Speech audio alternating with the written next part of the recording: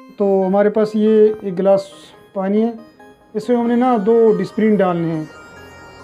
ठीक है, ये मैंने 2 डिस्प्रिन इसमें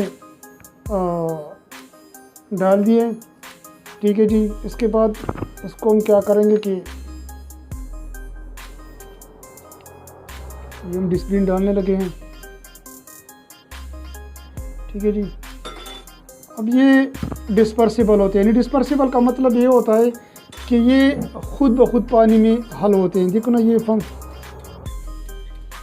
ये ठीक है, जब ये हल हो गए, जब बंदा पी लेता है, ठीक है, तो ये ज़ाहिर बात है फिर स्टमक में चला जाता है। स्टमक में चले जाने के बाद 10 मिनट 20 मिनट बाद वो अपना फंक्शन शुरू कर देते हैं ये गोलियाँ।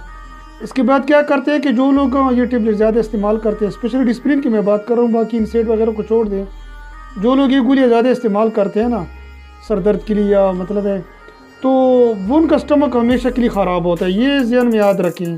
ठीक है ना जी, उनका तकरीबन ये जो मैदा ख़राब होता रहता है, जो लोग ये गोलियाँ इस्तेमाल करते रहते हैं। अब पता क्या होता है कि फिर इंटरनल ब्लीडिंग इससे शुरू होती है।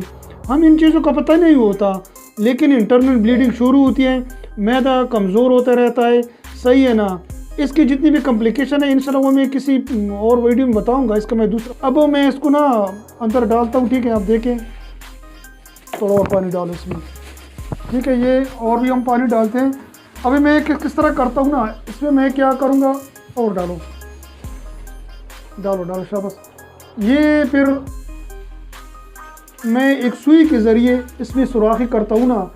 ठीक है जी, अब सुई के ज़रिए इस वजह से मैं आपको सुराखी करके दिखाता हूँ ताकि आप लोग को पता चले ना कि किस तरह स्टमक जो है ना, स्टमक पर से ब्लड बाहर निकलता है। ठीक है ना, अब देखो ना, मैं इसको देखो ना, ये देखो परफोरेशन इसको कहते हैं। ठीक है ना, ये डिस्प्रिन जो है ना, इसके जो फ्लोरा होता है, स्टमक का फ्लोरा होता है उसमें, ठीक है, उसको कमज़ोर करता है। कमज़ोर के बाद इस क्या करता है, अंदर चला जाता है सारा डिस्प्रिन जो केमिकल होते हैं। फिर इससे क्या होता है कि इससे इंटरनल ब्लीडिंग शुरू होती है और हमें पता ही नहीं चलता कि इससे इंटरनल ब्लीडिंग होती है। ये स्पेशली मैंने आप लोग को थोड़ा बताना कि एक्सपेरिमेंट के ज़रिए, तजुर्बे के ज़रिए मैंने थोड़ा आपको बताना था कि इस किस्म की बारीक बारीक जो है ना ब्लड शुरू आता है। तो फिर ये होता है कि मरीज़ को काफ़ी तकलीफ़ होती रहती है। इंशाल्लाह पार्ट 2 आप में देखेंगे कि इसके कितनी कॉम्प्लिकेशन होते हैं, मरीज़ को कौन कौन सी तकलीफ़ होती हैं, कौन सी 1-2 बड़ी बीमारियां मरीज़ को लायक हो सकती है। इंशाल्लाह पार्ट 2 में आप लोग देखेंगे। अपना ख्याल रखें। Thank you very much. अस्सलाम वालेकुम।